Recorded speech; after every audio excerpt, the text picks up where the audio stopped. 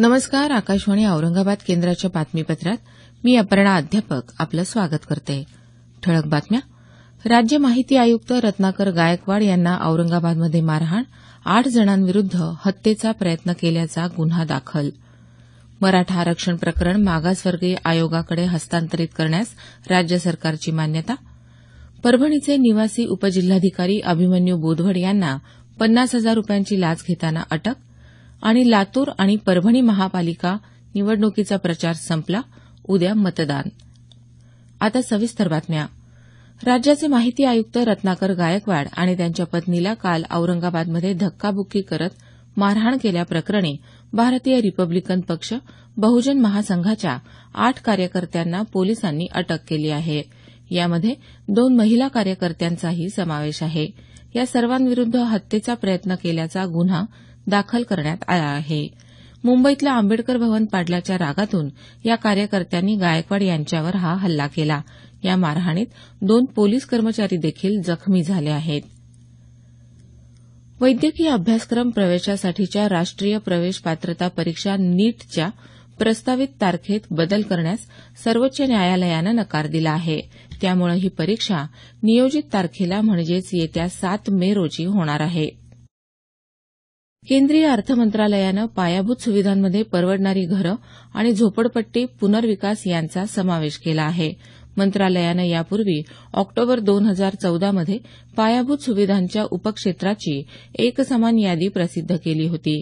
यामध्ये पाणी, स्वच्छता, वाहतूक, वीज निर्मिती, सामाजिक आणि व्यावसायिक पायाभूत सुविधा अशा 5 विभागांतर्गत विविध उपक्षेत्रांचा समावेश करण्यात आला होता. मुख्यमंत्री देवेंद्र फडणवीस यांनी केंद्रीय नगरविकास मंत्री व्यंकय्या नायडू यांना पत्र लिहून सामाजिक आणि व्यावसायिक पायाभूत सुविधा विभागात झोपडपट्टी पुनर्विकास क्षेत्राचा समावेश करण्याची विनंती केली होती. या पत्राची दखल घेत हा निर्णय घेण्यात आला. यामुळे शहरांमध्ये झोपडपट्टी पुनर्विकास तसंच क्रीडांगणं, उद्यानं, शाळा, दवाखाने यासारख्या सामाजिक सुविधांची निर्मिती करणं सुलभ होणार आहे. राज्यात स्थापन करण्यात आलेल्या पोलीस तक्रार प्राधिकरणासंबंधी सर्व माहिती देण्याचे आदेश मुंबई उच्च न्यायालयानं काल राज्य सरकारला दिले. पोलीस अधिकाऱ्यांविरुद्ध तक्रार करण्यासाठी जिल्हा तसंच राज्य स्तरावर स्थापन करण्यात आलेलं हे प्राधिकरण प्रत्यक्षात अस्तित्वात का आलं नाही अशी विचारणाही न्यायालयानं सरकारला केली आहे.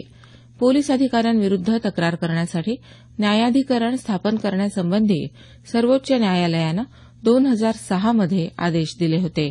त्यानुसार राज्यात असं प्राधिकरण सुरू करण्यासाठी पायाभूत सुविधा निर्माण केल्या आहेत.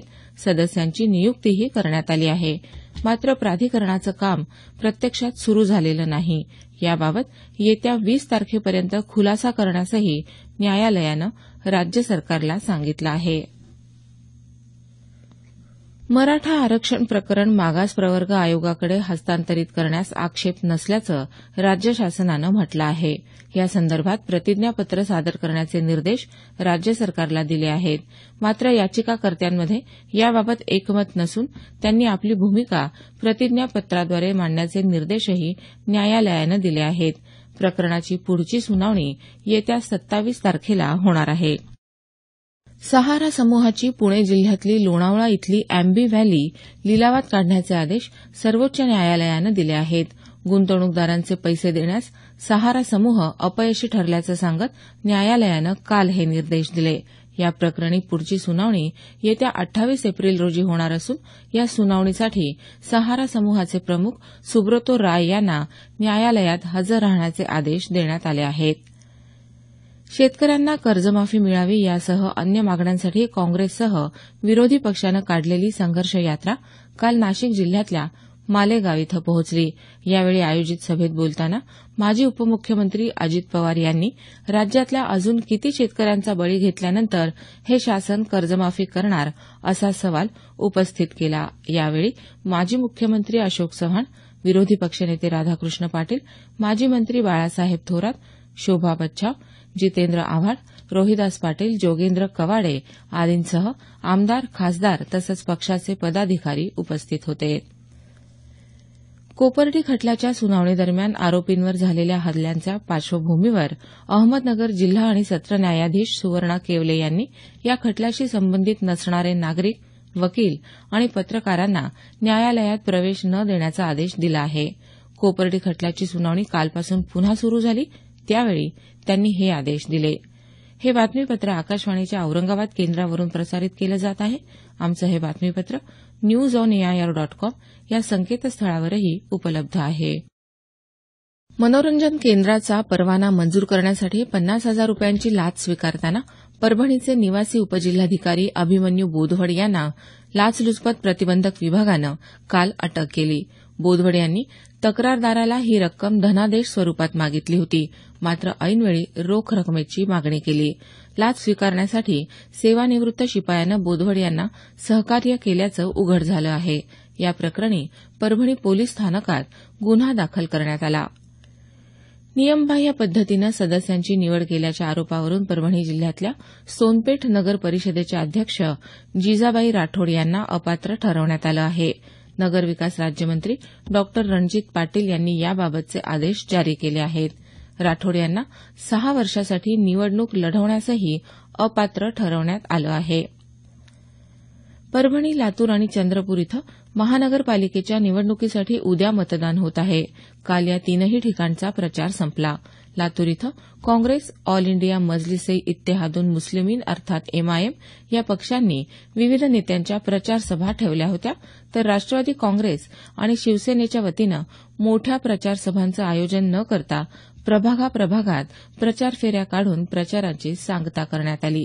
लातूर इथं पालिकेच्या 18 प्रभागातल्या 70 जागांसाठी 407 उमेदवार, तर परभणी इथं 65 जागांसाठी 418 उमेदवार रिंगणात आहेत.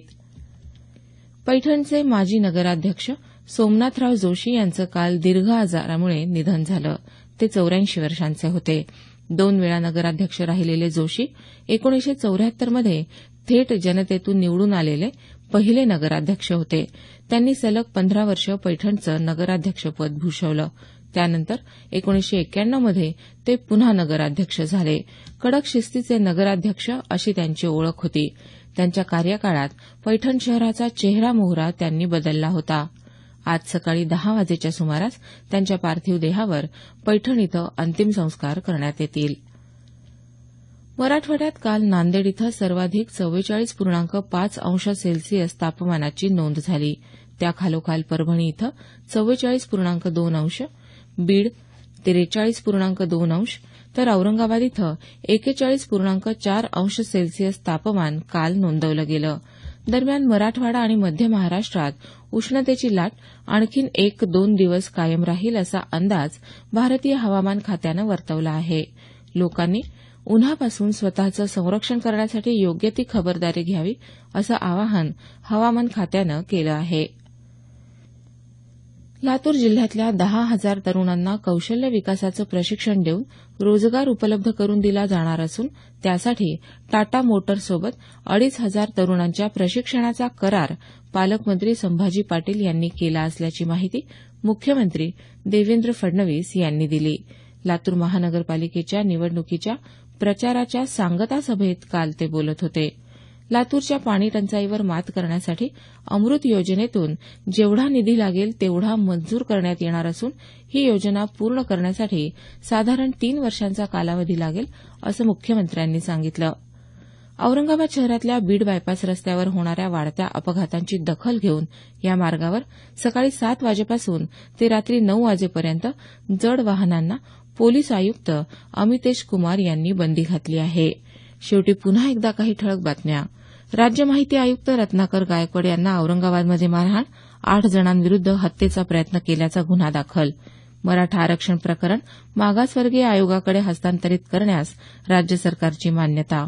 परभणीचे निवासी उपजिल्हाधिकारी अभिमन्यू बोधवड यांना 50,000 रुपयांची लाच घेताना अटक. आणि लातूर परभणी महानगरपालिका निवडणुकीचा प्रचार संपला, उद्या मतदान. याबरोबरच हे बातमीपत्र संपलं. आमचं यानंतरचं मराठी बातमीपत्र सकाळी 10 वाजता.